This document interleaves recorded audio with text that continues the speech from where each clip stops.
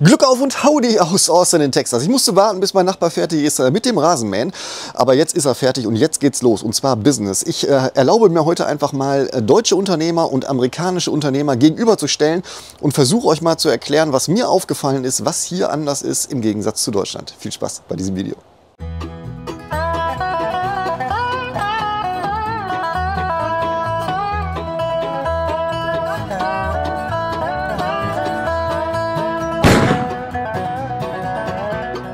Ja, für alle, die neu eingeschaltet haben, ich muss vielleicht einmal kurz erklären, was wir überhaupt hier machen, damit ich auch so ein bisschen Reputation habe hier und ihr mir glaubt, was ich erzähle.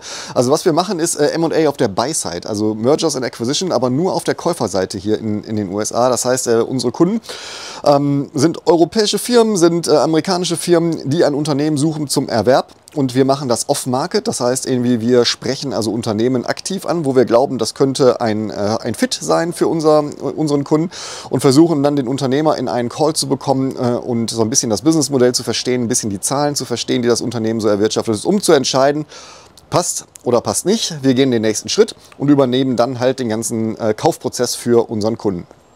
So, das long story short vorneweg. So, und das sorgt aber dafür, dass ich natürlich jetzt hier wir machen das Business jetzt seit ein bisschen mehr als 3 Jahren. Wir sind zwar über 2 Jahre hier, aber das Business lief natürlich schon hier, weil wir ja auch anfangen mussten zu investieren.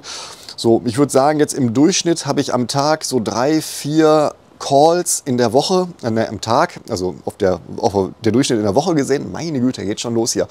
3, 4 Calls am Tag, so Teamsitzungen, Zoom-Sitzungen oder was auch immer mit Unternehmern hier aus den USA, wo ich versuche zu verstehen, das Businessmodell, ob es passt zu unserem Kunden und lerne natürlich eine ganze Menge in der Kommunikation mit den Unternehmern hier. So, das Gleiche habe ich in Deutschland auch gemacht, darum kann ich einen ganz guten Vergleich ziehen und wir machen das teilweise immer noch in Deutschland. Wer mir auf Instagram folgt, der wird wissen, dass wir gerade Unternehmen suchen, Gebäudetechniker, Beerdigungsinstitute, da gibt es ja Geschichten zu. Dann haben wir Sanitätshäuser, dann haben wir IT-Managed Service Provider. Und was haben wir noch? Allegra, genau, also Raumkonzepte, also Büroausstatter. So, für die Unternehmen machen wir in Deutschland auch noch das Gleiche. Wir machen also das Scouting allerdings nur in Deutschland, weil mehr kann ich nicht von hier aus machen. Das heißt, ich versuche tatsächlich Unternehmen in Deutschland anzuschreiben und versuche das Gleiche, die in einen Call zu bekommen. Nur ich entertain den Call nicht mehr. Das macht dann mein Kunde. Das ist ein bisschen schwierig mit der Zeitverschiebung hier. Aber ich kann trotzdem einen ganz guten Vergleich ziehen. Ich mache das seit mehr als 15 Jahren. Also ein bisschen Erfahrung habe ich da dann doch gesammelt. Ja, lass mal überlegen. Also was mir als allererstes aufgefallen ist, wenn man hier mit einem US-Amerikaner im Call ist und der schimpft sich CEO von einem Unternehmen, die schimpfen sich alle CEO hier von einem Unternehmen, das mal ganz zu schweigen. Aber das ist in Deutschland auch so. Ne? Also jeder ist irgendwie CEO, obwohl er irgendwie nur Geschäftsführer von einer GmbH ist. Also das ist alles Pups. Aber der ist halt CEO. So, und wenn der in einem Teams ist oder in einem Zoom ist, ich habe ehrlich gesagt noch nie gesehen, dass da einer im Anzug oder im Hemd sitzt. Die meisten haben ein T-Shirt an. Na gut, Hemd kommt ab und zu mal vor, ne? Aber dann eher so lockeres Hemd aufgeknöpft. Ne? Dann sitzt er in seinem Wohnzimmer da, siehst da hinten die Schrankwand, ne, mit seinen Büchern da drin. Oder die die machen einen Blur-Effekt an für Teams, weil sie ein bisschen Privatsphäre haben wollen oder was auch immer. Ne? So, das ist also sehr, sehr locker. Ich habe auch schon mal einen Unternehmer gehabt. Terry ist mein Favorit. Ne? Scheiße reich, ne? Super erfolgreiches Unternehmen, saß im Hoodie da, habe ich glaube ich schon mal erzählt. Ne? So, das ist in Deutschland nicht so. Also das habe ich ehrlich gesagt noch nicht erlebt. Klar, wenn wir bei Handwerkern sind, bin ich mir sicher, dass das da auch vorkommt. Ne? Aber in der Regel hat man da schon irgendwie, achtet man aufs Hemd. Ne? Man hat dann irgendwie so einen genormten Hintergrund von der Firma oder was auch immer. Ich habe auch schon Leute in Krawatte da gesehen, wobei das ist ehrlich gesagt sehr selten geworden. Also ich habe noch nie hier eine Krawatte getragen. Noch nie. Ich habe eine mit, aber brauche ich hier nicht. Ich glaube, ich würde auffallen, wenn ich hier eine Krawatte trage. Also das ist mir schon mal aufgefallen. Also die Leute hier sind, was Optik angeht, sehr viel lockerer. Die legen nicht so viel Wert drauf klar, die sind alle gepflegt. Ne? Also es ist jetzt nicht so, dass die rumlaufen wie der letzte Assi. Ne? Aber diese formale Kleidung, das ist eher so Deutschland. Ist ja auch ein Zeichen von Respekt, verstehe ich ja auch. Ne? Hier ist eher so, ja, ich bin wie ich bin. Ne? Also lerne mich so kennen und achte doch lieber auf das, was ich sage und was ich tue. Das ist mir schon mal aufgefallen. So, dann geht es weiter, wenn wir über den Erwerb von Unternehmen reden. Da sind die Zahlen hier in den USA natürlich ganz anders als in Deutschland. So, also ihr wisst, wenn ihr so eine Bilanz habt oder eine Gewinn- und Verlustrechnung, P&L schimpft sich das hier, dann gibt es irgendwo eine Zeile, die schimpft sich EBITDA. EBITDA. Ja, also wir nennen es Gewinn. Es stimmt zwar nicht, ne, aber der Vereinfachung halber, weil ich weiß ja nicht, wer mir hier zuguckt, nennen wir das Ding Gewinn, Unternehmensgewinn. So, und der Unternehmensgewinn in Deutschland, also wir machen immer den kleinen oder den Mittelstand, also den Mittelstand habe ich in Deutschland gemacht. Hier machen wir Unternehmen, die machen einen Gewinn von 500.000 bis 5 Millionen Gewinn. So, das ist so die Spanne, wo wir suchen, wo wir uns wohlfühlen, wo wir ein gutes Netzwerk hier aufgebaut haben und wo wir viele, viele Unternehmen mittlerweile kennen. So, das ist in Deutschland ist es so, die Zahlen sind selten, muss ich sagen. Ja? Also wenn wir da Unternehmen suchen in dem Bereich, find mal einen, der 5 Millionen EBITDA hat. Das ist dann schon ein großes Unternehmen in Deutschland, würde ich mal behaupten. Das heißt, irgendwie, wir haben da schon gesucht für 200.000, 300.000 EBITDA. Ne? 500.000 ist schon gut gewesen. Ne? 600.000, 700.000 kam auch mal vor. Ne? Aber dann hast du teilweise schon etwas die bisschen größeren Unternehmen, wo eigentlich so Private Equity dran geht oder sowas. Ne? So, das ist ein bisschen anders hier. Also wenn du hier ein Unternehmen hast, was weniger als 500.000 Gewinn macht, dann gibt es dafür einen Begriff hier und das schimpft sich Lifestyle-Business. Ja, also das ist gar nicht abwertend gemeint. Die sagen einfach, okay, wenn du in diesem Bereich Gewinn machst hier als US-amerikanisches Unternehmen, dann verdienst du sicherlich gutes Geld, hast ein gutes Leben hier, ne? Aber es ist nicht das, was der Amerikaner möchte. Nämlich der möchte einen großen Wert schaffen, um den dann vielleicht weiter zu verkaufen und noch mehr Wert zu generieren. Und das ist eigentlich der nächste Punkt, den ich ansprechen möchte. Wenn man die Unternehmen in Deutschland betrachtet, dann habe ich ja gesagt, sind die so auf Nachhaltigkeit aufgebaut. Ne? Also über Generationen wird es weitergegeben, ne? Die Prozesse sind solide, ne? Man tut sich ein bisschen schwer mit Veränderungen oder mit Anpassungen an den digitale Zeitalter. Ich darf es gar nicht sagen, das muss ich doch wieder bashen. Aber das ist wirklich so. Ne? Also in Deutschland ist mehr so auf Langfristigkeit ausgelegt. So auf Langfristigkeit aber vom Eigentümer. Das heißt, der denkt gar nicht daran, sein Unternehmen vielleicht irgendwann mal zu verkaufen. Also das ist anders in den USA. In den USA wird auch gegründet mit dem Hintergedanken, ich werde das Ding irgendwann verkaufen. So, und weil das so ist jetzt nicht immer so, habe ich ja gesagt, ist meine Erfahrung. Aber weil das so ist der Job, den wir machen hier in den USA, exorbitant leichter in den USA als in Deutschland. Denn da bin ich beim nächsten Punkt und das ist die Kommunikation. Die Kommunikation bei deutschen Unternehmern ist nicht durchweg, aber es ist schon sehr, sehr, sehr so von oben herab, wenn wir anschreiben. Denn die fühlen sich immer direkt angegangen, wenn jemand da ist und sagt, ich möchte gerne ein Unternehmen kaufen. Also keine Angst, ich formuliere das sehr diplomatisch, ja, also und auch sehr höflich und sehr respektvoll. Also ist jetzt nicht so, dass ich den anhaue und sage, ey, Alter, hast du mal Bock hier zu verkaufen? Sondern das ist schon alles, wir setzen ein Schreiben auf einem guten Briefpapier, ne? Da kommt dann ein Anhang bei, wir stellen unseren Kunden vor.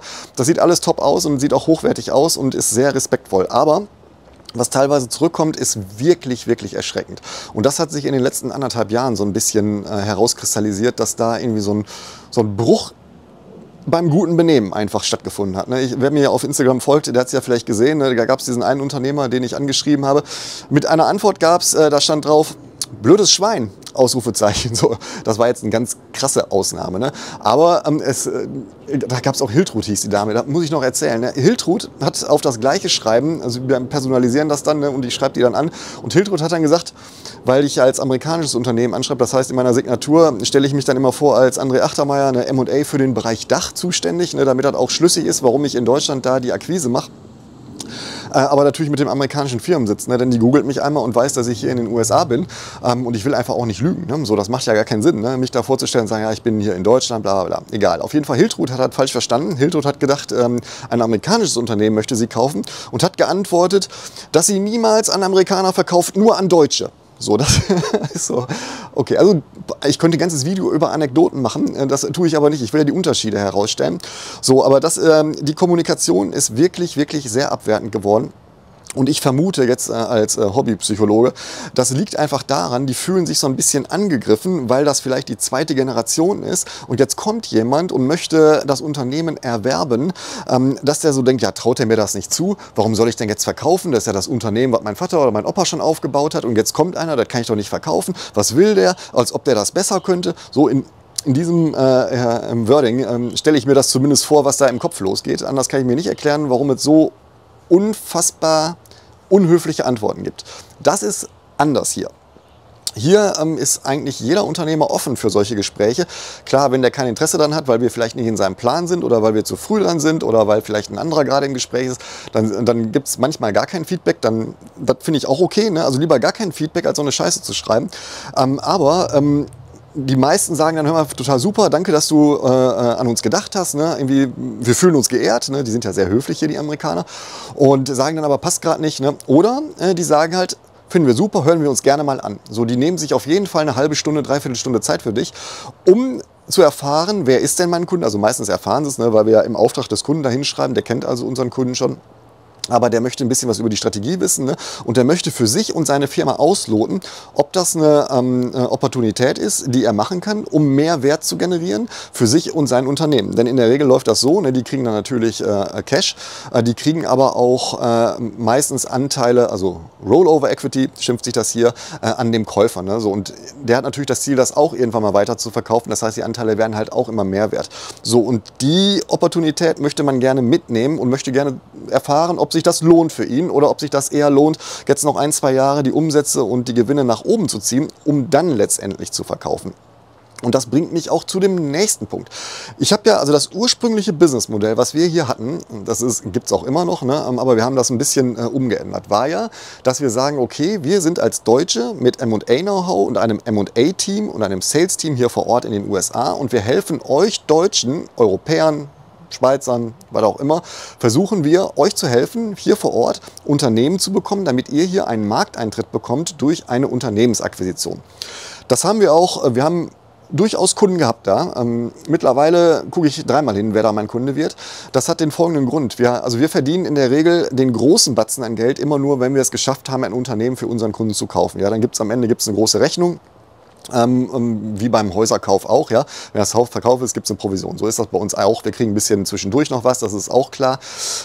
Aber bei den Deutschen ist es halt so, die haben halt nicht so viel Geld wie die Amerikaner. Und das merkt man auch. Und das mindert leider meine Erfolgschancen, mit deutschen Unternehmen zusammenzuarbeiten.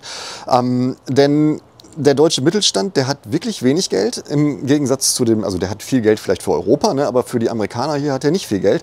Und man merkt das halt, wenn man jetzt tatsächlich, wir haben am Anfang ja Unternehmen gesucht für einen mittelständischen Maschinenbauer aus Bayern.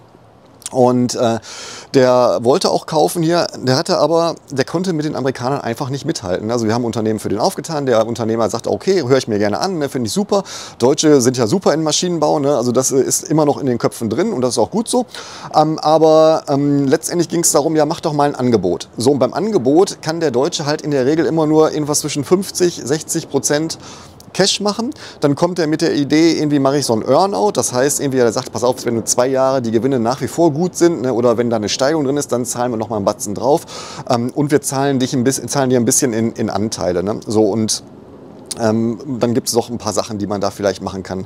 Ne, vielleicht noch ein Kredit der Firma, ne, also ein sogenanntes Seller Note kann man da noch drauf machen. Da will ich euch gar nicht mit langweilen. Die Message ist eigentlich, dass der Amerikaner, wenn der ein Unternehmen kauft, der benutzt Folgendes, der sagt, pass auf, 80% kriegst du das Geld, 10% kriegst du einen Earnout, aber nur auf 6 Monate. Wir wollen einmal gucken, dass das Ding gut übergeht. Und die anderen Sachen kriegst du Rollover, also kriegst du Anteile von uns. Also die Private Equities, die ich kenne, die machen Deals unter 10 Millionen, würde ich sagen. Unter 10 Millionen machen die 95% Cash. Und 5% gibt es dann irgendwie eine Risikominimierung. Ne? So, und da ehrlich gesagt, habe ich noch kein deutsches Unternehmen kennengelernt, die da mithalten können. Ist ja auch eine Sache der Finanzierung. Ne? Also welches deutsche Unternehmen hat so viel Cash auf dem Konto, dass sie sagen, ja, wir kaufen jetzt mal ein Unternehmen. Hier ist das tatsächlich so. Ne? Also ich kann euch von Bilanzen erzählen, da stehen Zahlen, die ich in Deutschland noch nie gesehen habe, auf den Cash-Konten. Jetzt muss ich ja dazu sagen, ich mache ja keine großen Deals. Ne? Ich bin ja jetzt hier nicht eine riesen M&A-Boutique, die da, weiß ich nicht, Fissmann verkauft oder sowas. Ne? Wobei ein Partner von mir war da mit bei, aber das ist egal. Also unsere Deals sind ja in der Größenordnung immer, also den Deal, den wir jetzt machen, der hoffentlich im Oktober Fingers Crossing, über die Bühne geht, der liegt bei 20 Millionen. So, das ist schon ein guter Deal. Ne? Also 20 Millionen, 30 Millionen, manchmal gibt es auch Deals mit 5 Millionen, 7 Millionen. Also in der Range bewegen wir uns hier oder wo unsere Kunden kaufen. So, und das sind halt Summen, die die Amerikaner meist bar bezahlen. Die brauchen auch keine Finanzierung dafür. Manche holen sich eine Finanzierung, als die Zinsen günstig waren, macht das Sinn. Ne? Momentan macht es einfach keinen Sinn. So, und da können die Deutschen leider nicht mithalten.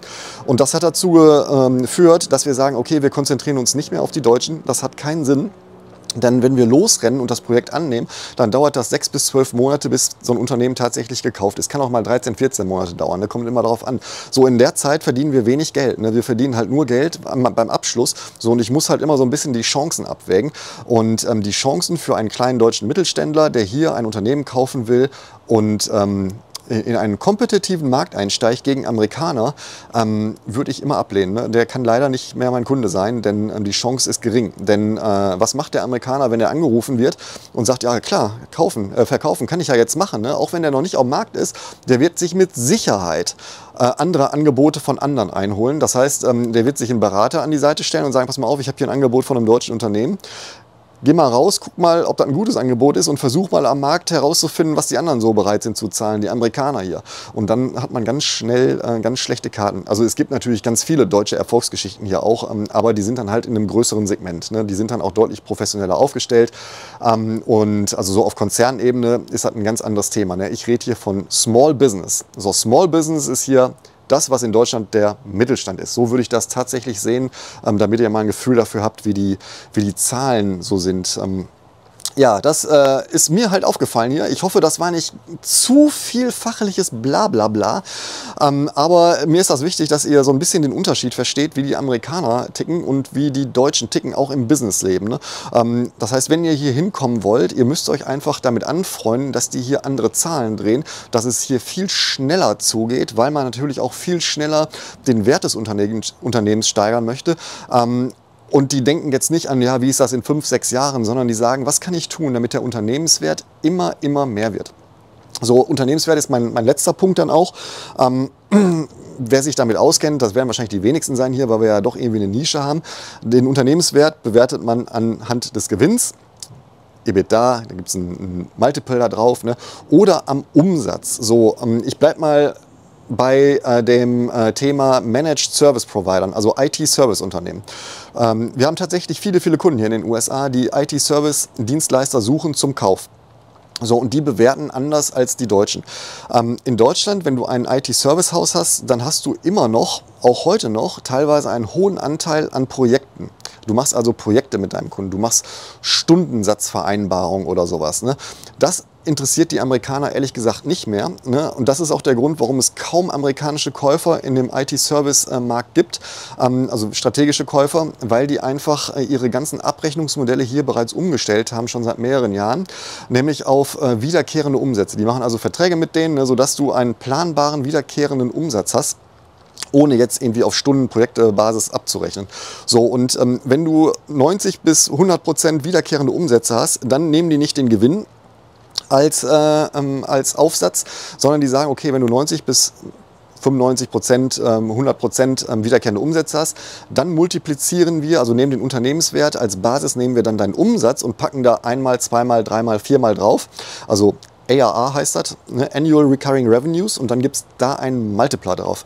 So, der liegt momentan bei IT-Service-Providern, ich würde so sagen, irgendwas zwischen 3 und 5. Ne? Ich habe auch schon 6 gesehen, aber das ist ein bisschen nach unten gegangen, weil die Zinslage halt ist, wie sie ist hier gerade. Das ist in Deutschland nicht so. In Deutschland ist halt immer noch ein Multiple, also ein Multiplizierer auf den Gewinn.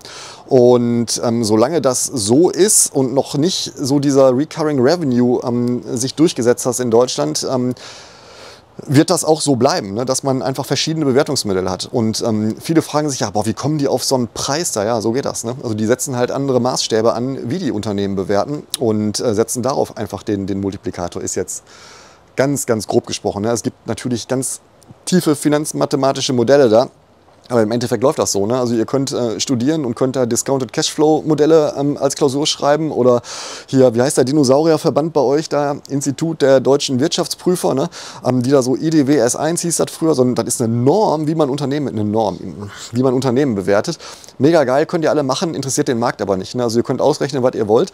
Wenn ihr da 1 Million ausgerechnet habt, der aber Angebote hat von 2, 3 Millionen, das kommt hier durchaus vor, dann könnt ihr eure Berechnung euch in den Hintern schieben, denn der Markt entscheidet, was das Unternehmen wert ist. So einfach ist das. Ja, das ist so ein bisschen Hintergrund M&A, was wir hier so machen, Unterschiede Deutschland und Amerika. Ich hoffe, ich war nicht zu gehässig den Deutschen gegenüber. Also ich will das auch gar nicht machen, ne, weil ich finde den Markt immer noch gut da. Ich finde halt gut am deutschen Markt, dass viel geregelt ist, dass man sich auf die Regelungen verlassen kann und dass man da auch Rechtswege bestreiten kann. Kann man hier natürlich auch, kostet hier aber viel Geld. Ne? So, und das sorgt natürlich dafür, dass hier auch viele windige Typen unterwegs sind und man ein bisschen mehr aufpassen muss. So ist das nun mal. Ja, aber im Endeffekt macht das immer noch mehr Spaß hier als in Deutschland, also mir zumindest, ne? Weil einfach die Möglichkeiten ganz anders sind. Ne? Ich kann hier viel mehr Deals abschließen, ich kann hier viel mehr Kontakte knüpfen, viel schneller. Die Menschen hier sind viel aufgeschlossener, was das Thema Unternehmenskauf und Verkauf angeht, als in Deutschland. Darum das Business hier für mich persönlich mega. Ich will hier nichts anderes mehr machen. Ja, will ich schon, aber da kommen wir später zu. So, in diesem Sinne, ich hoffe, es war nicht ganz so langweilig. Das nächste kommt dann wieder mit Tina und geht um unsere Reise. Mal heute habe ich es aber mit dem Versprecher. Ne? Also wir bringen unsere Tochter morgen nach Savannah, Georgia und da werde ich ein bisschen mitfilmen. In diesem Sinne, bis später. Ciao.